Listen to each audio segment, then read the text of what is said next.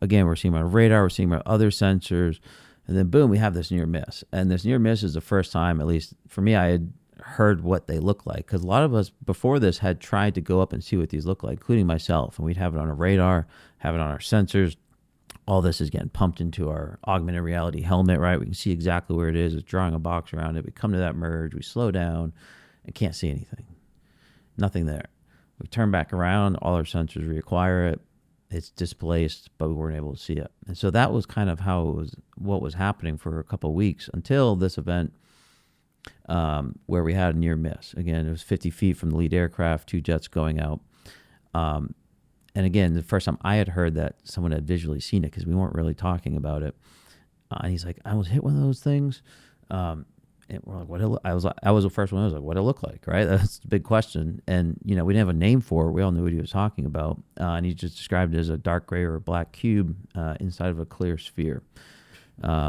Essentially the apex, the points of the cube are touching the inner circumference of that sphere. And that's when we had, we're all kind of looking around like, well, this is like an issue now, right? Like, we're physically seeing it. We can't pretend like it's some kind of glitch anymore, like 100% certainty. And it's getting close to our jets. I mean, 50 feet from a fighter jet at 400 knots is basically someone pulling a trigger from you 5 feet away and it misses you, right? Like, it's basically luck at that point. And so, then the safety officer got involved. He started hearing these rumors, did a little investigation, found out about those other 4 near misses of similar objects that went unreported. And we filed our hazard report and went up the safety chain. It was properly briefed to the skipper with the assumption he was going to pass it up the chain, which he did. And we went back to work with the essential order of, hey, all right, it's clearly a safety issue. Don't go near them anymore. Don't go play detective, right? It's not your job up there. You don't have the tools. Let's keep the curiosity contained and do your job. So that sounds hard to do. Hard and not hard.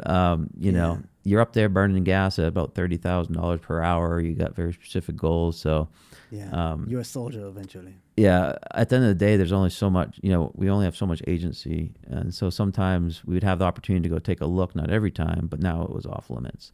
And so then we just kind of went about our business for the next couple of years. Objects were there. We had to sometimes cancel training because, our area is like a checkerboard from viewed above, and you take your sub area and other squadrons do different areas, and our area is occupied by whatever those things are. So no more room for us. I guess we'll go home. So we would sometimes have to cancel training evolutions. And we never heard anything back. We weren't really expecting anything. I think generally we were hoping maybe to see counterintelligence or someone start making an appearance or asking questions and trying to mitigate it, but nothing ever happened. And in 2015, we began our workup cycle to qualify us for deployment aboard the USS Theodore Roosevelt. And we steamed down from Virginia Beach to off the coast of Jacksonville, Florida, and we're executing operations out there as a strike group for about a month.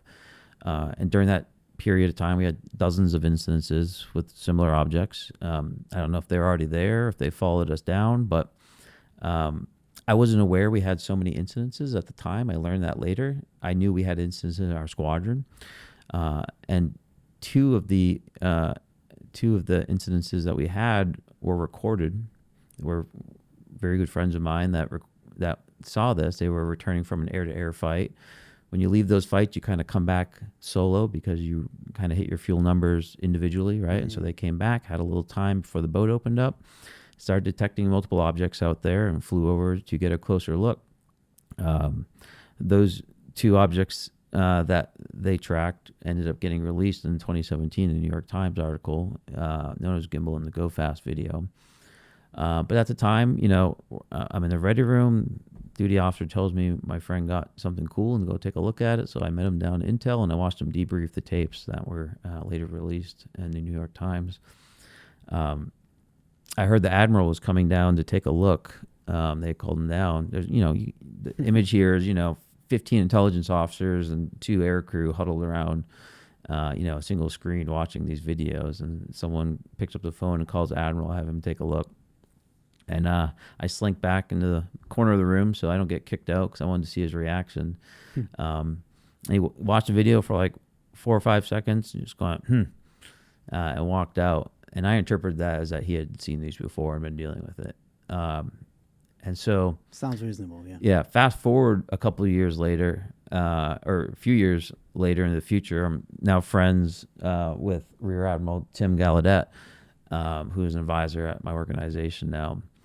And he's testified before Congress on UAP as well. He was the chief meteorologist for the Navy in Jacksonville, Florida, during this event, and he received an email from that admiral that evening saying, with the subject line, urgent safety of flight issue, and essentially saying, if anyone knows who's operating, these craft that are near our strike group, you need to cease immediately because we've had dozens of safety incidences and we're getting ready to cancel the training evolution. And canceling this training evolution is a massive deal. This has downrange effects of carriers not being replaced, et cetera, right? Of course, yeah. So that's the state it was in, and I didn't know all that at the time. So, let's go back 2 years again, 3 years again. I'm in the squadron. I don't know it's that prolific that the whole carrier is having these instances, but we see the tapes. We go back to the ready room. Everyone's talking about it, and we're basically just told to shut the F up and get back to work, which we do, and that's that. We leave for deployment shortly afterwards. My time is up in the squadron. Halfway through a deployment, I come back. I become an instructor in Meridian, Mississippi. And I see the New York Times article pop up in 2017. My friend's voices in it, have a massive moment of deja vu and realize that, there is no counterintelligence coming to fix this.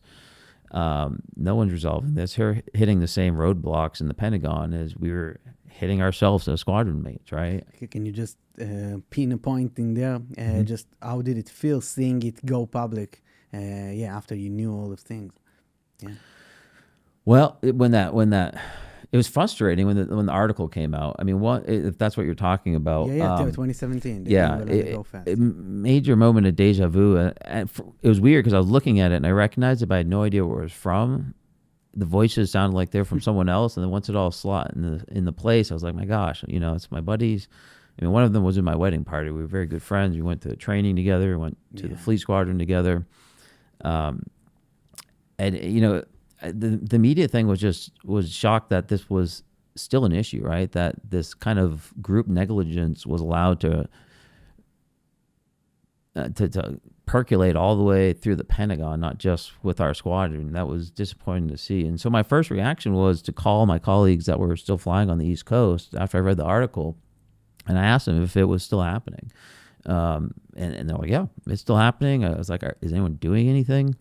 They're like, well, there's a general notice to airmen, they're called NOTAM, basically a bulletin of things to watch out for at a particular airport or airspace. And our airspace just had a daily bulletin saying, watch out for unknown objects operating in the working areas. And so it's just the smallest Band-Aid possible, right? Yeah. And so they all confirmed it was still happening. I went into work the next day to the ready room where all the instructors were, and they're all, different fighter pilots from the East Coast and the West Coast. Some I had known back in Virginia, but maybe weren't close to because I was with my squadron. And I was like, hey, does anyone remember those objects that we were seeing out there? Not knowing if they had even seen them. And they're like, oh, yeah. Well, 3/4 of the room raised their hand. I was like, yeah, the cubes, right? And the spheres. And I was like, whoa, this wasn't just Ryan. It wasn't just my buddies. It wasn't our junior officers. It wasn't just our squadron. It was basically anyone on the East Coast, at least at this time, had a powerful enough radar that was seeing them. Crazy. And so, I was like, this is a big issue, right? This is big and ongoing, and I think critically urgent, and it's just getting ignored for these reasons. And that's why so I was pissed off and frustrated is how I felt, and that's why I decided to do something. And the thing I decided to do wasn't to become a UAP figurehead in any sense. It was to just report to the people that released the video and say, hey, I'm not going to share anything classified, but, it wasn't just those 3 videos. It was something that was happening over the course of years in this area, and it's still happening. How did the people around you react to you starting to talk publicly? So no one knew anything, and I didn't do anything publicly until I until I was officially out of the Navy.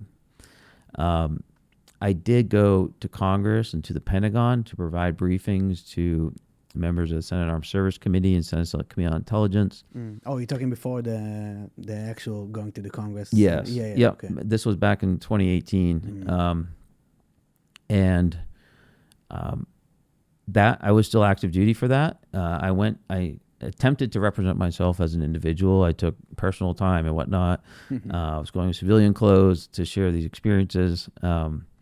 I got a call the night before from my commanding officer at like 8 p.m. saying that my leave was canceled and I was now in orders.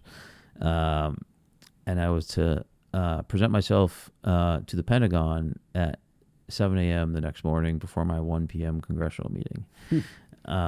So I showed up and, they essentially just wanted to hear what I had to say, I'll say. They escorted me over and then I gave that briefing to Congress. I specifically asking about your fellow pilot. Well, I'm getting there. So no one would really knew I was doing that, and I was intending it to keep it that way until somehow it had percolated down that it was happening, and all of a sudden I was on official orders. So then when I come back, really the only people that knew are our commanding officer and their XO. Yeah.